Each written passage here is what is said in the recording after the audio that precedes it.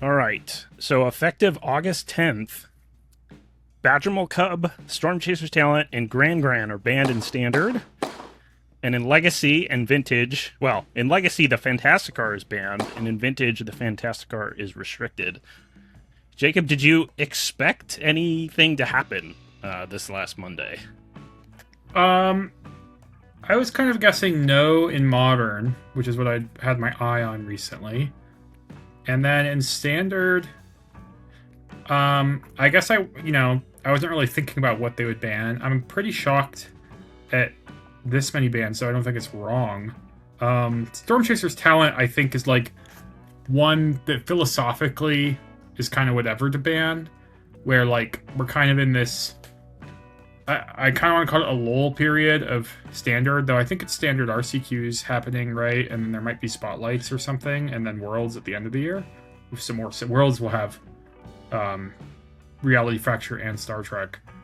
But Storm Chaser's Talent, I think, would have rotated on the new year. So it didn't have that long of a lifespan left. Whereas, Badgermole Cub and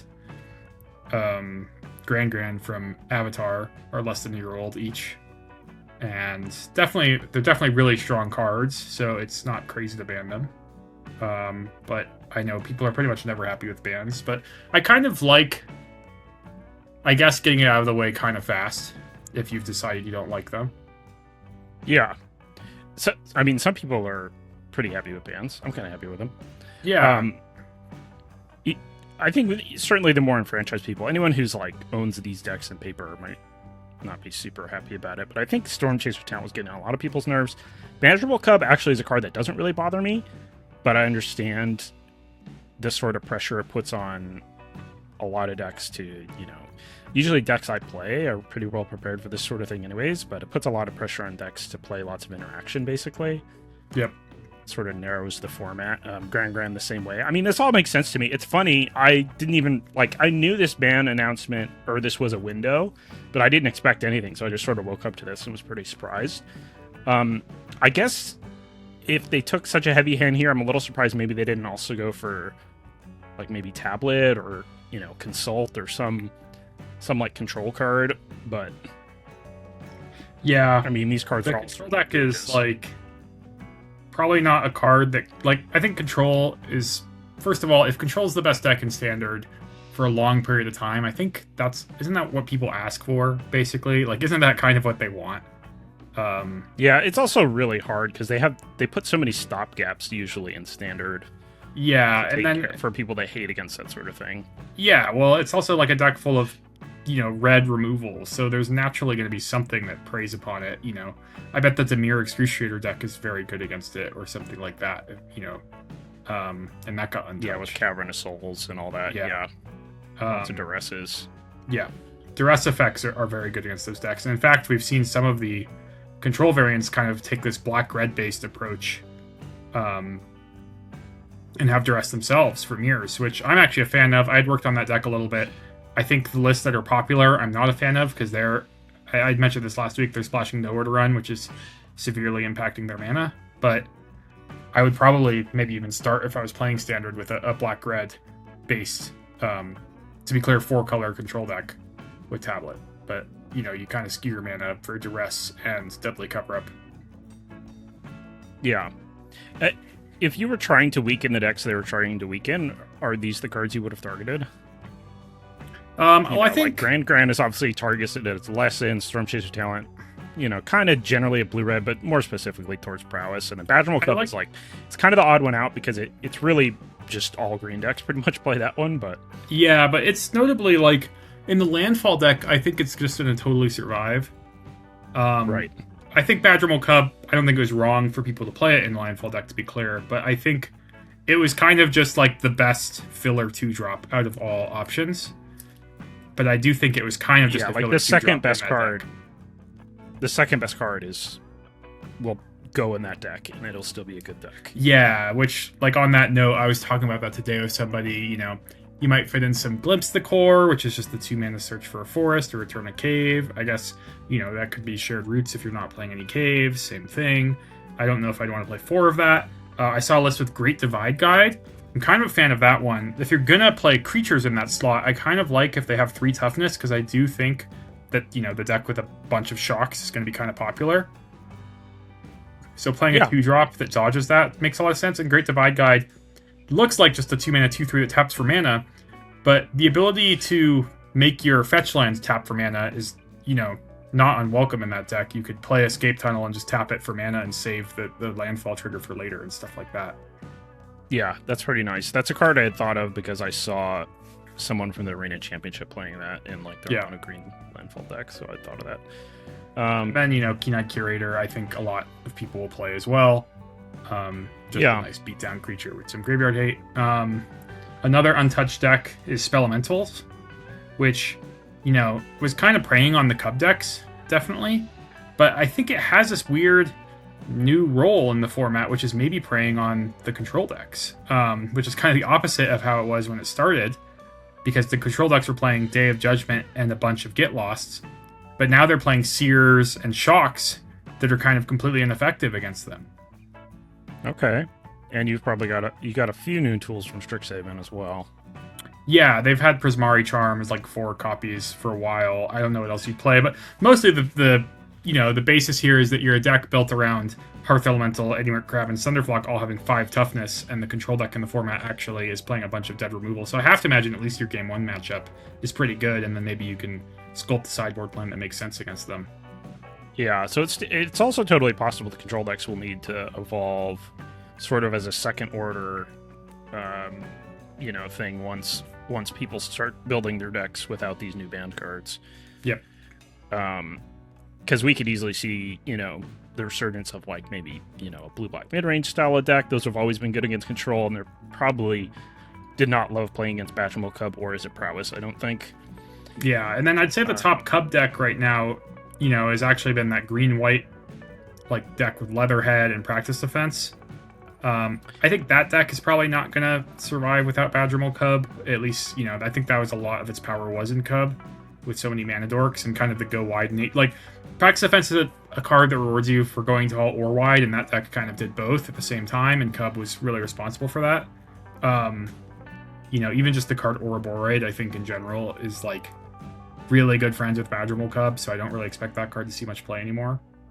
Okay. But there's the Mardu discard I thought deck. they could probably just play some other 2-drop, but maybe it's a bigger hit than I was thinking. Yeah, I think so. Just the Cub was pretty unique. Yeah, certainly more core to its identity than for Landfall. Yeah. And then, there's still some practice offense decks, though. The Mardu discard deck and the blue-white Momo deck. And I'm sure those are both decks that just love to see the bans generally, because they lose basically nothing, and they're both proactive enough that I doubt they care too much about, the metagame positioning shifting, and more they just care that, some strong decks got weaker, and they have less competition. Yeah, that makes sense. What did you make of the kind of blurb they wrote about Standard, where they took time to single out the green-white practice offense deck and how it was, I guess, had kind of an absurd win rate on Arena? Yeah, they had mentioned, though, they're talking about that. Yeah, but they're talking about best of 1 for a lot of that, right? Oh, I'll double check this. I don't know that I got that impression, but maybe I just glossed over it. I Control F'd best of in the article, and it doesn't come up, which means they didn't say best of 3 or best of 1. I don't know what else you would say, what other terminology you would use. So basically, they were saying, for those who haven't read it, that internally that deck had roughly a 57% win rate. Yeah, I saw that. And that's roughly as good as the VV Cauldron decks had at their peak. Okay. So they were pretty alarmed by that. Yeah, But I don't know if that's a function of just how people treat Arena like a video game and the type of decks they tend to play. Yeah, comparing it to the VV deck is kind of whatever to me too, because the VV deck, was the deck with the target on its head that everyone either played or tried to beat, right? And I wouldn't call the green-white deck the deck that everyone played or tried to beat. It was more of an emerging deck without a big tournament behind it yet. Yeah. So it could have easily been the thing that, if there was a Spotlight Series or something coming up and there was no bans, it might have done really well. but then maybe the format could have churned. It's interesting because like the format standard as a format, at least for the last few sets, has felt pretty balanced, and yet there's still been a lot of people who are kind of unhappy with it. Basically, I think mostly just around the speed of the format and the amount, maybe also the amount of cards people use compared to how many cards are legal. Yeah, I mean, the Cub ban, I think I would assume people are generally happy with, because it's just like, nobody, I don't know, people who played with Cub would tell you it's super broken, basically. Like it's, yeah, they weren't really, they kind of sounded like they were getting away with something when they were playing with it. Gran-Gran, on the other hand, that's just kind of killing a deck. I mean, I don't know if they expect people to still play the Lessons package. I don't think I'm going to be a believer in the Lessons package. I'm proud to say I put Gran-Gran on my top 10 list because I thought it would be, the card that makes Lessons good if it was a playable deck. Yeah, very nice. So, the Lessons players, there's the two forms. There's like the Jeskai tablet version that obviously would have basically had nothing rotate. The Artist Talent would have rotated with the new year, so kind of that Monument Talent deck I think would have died eventually anyways. But yeah, now the Lessons tablet players at least just will play the control deck, I guess. Yeah, I could believe that you might still play the Lessons package in the control deck. Certainly, you're not going to ever play the Is It Lesson deck again, I don't think. Gran-Gran was a huge part of that deck's success. I'm sure you'll definitely, if Lessons still see play, I'm sure it'll be with Tablet of Discovery, because so many of the Lessons are castable off of it, mostly. Yeah. But it might, and if specifically like the Red Burn, you're going to play a lot of Red Burn anyways, because the format, the metagame demand it, then maybe I could see. But yeah, it's definitely going to be a lot closer, because I know a really popular in Arena, the most popular control variant at the moment was the Lesson version. Okay, with that makes sense. It's probably a little more wildcard friendly too, though, right? Yeah, that's true. It's a lot of the Lessons packages of commons and uncommons. It was what I saw Shahar playing a ton too. Okay, mostly he was focused on that. So yeah, he had like Thor still, but okay, yeah. So that's interesting. Or do you think this opens up any of the new cards from the Hobbit to see any change? Because like I know, for instance, for my top 10, I put like Elrond is number 1, and now the Badgermole Cub is gone. It doesn't look as good. Yeah, I would say not like we knew. Yeah, I'm not sure what'll change. There's some other cards you go back. Like Ashling is a card I thought has been pretty strong in Standard that maybe will now be something people play, because it wasn't really friends with Stormchaser's Talent or Gran-Gran. So like the blue variants, the blue-red deck still has a lot of good cards. It's certainly, I've played some blue-red decks. I mean, Spelementals is an example of this too that has neither of those cards. You don't have to play those cards to find a good blue-red deck in Standard. Yeah.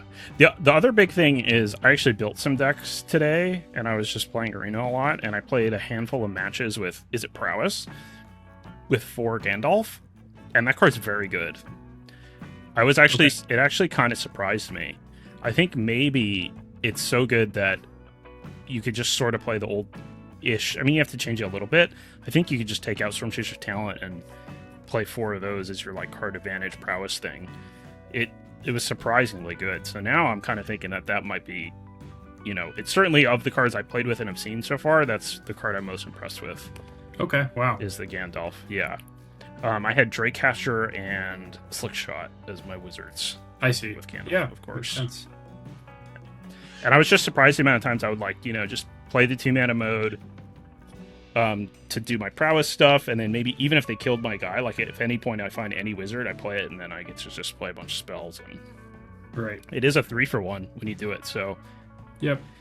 And it pings in addition to being a big prowess guy.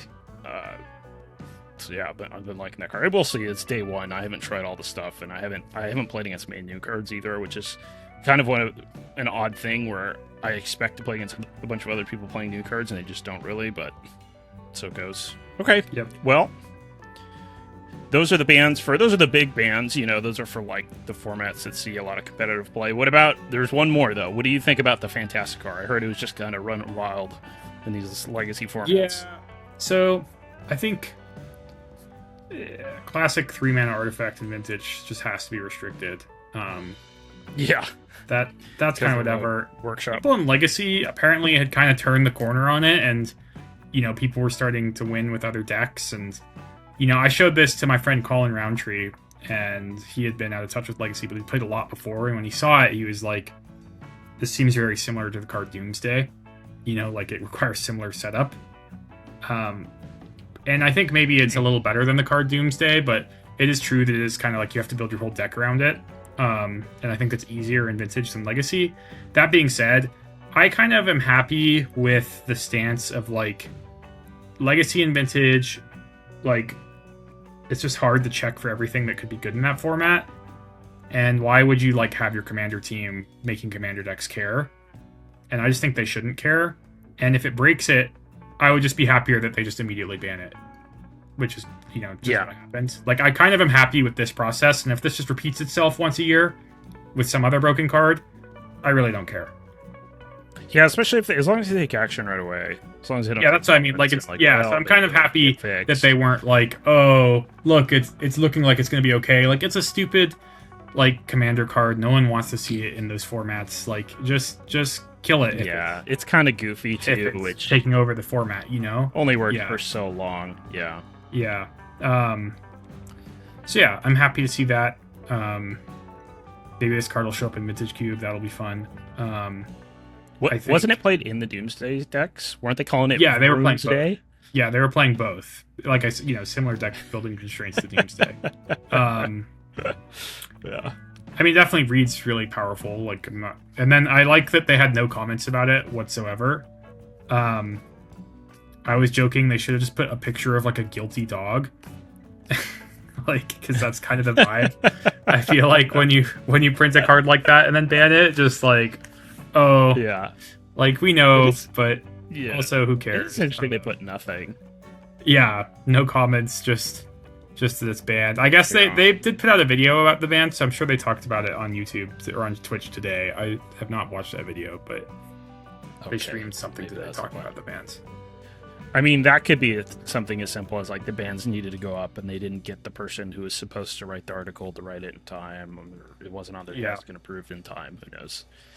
All right, cool. It's our take on the bans.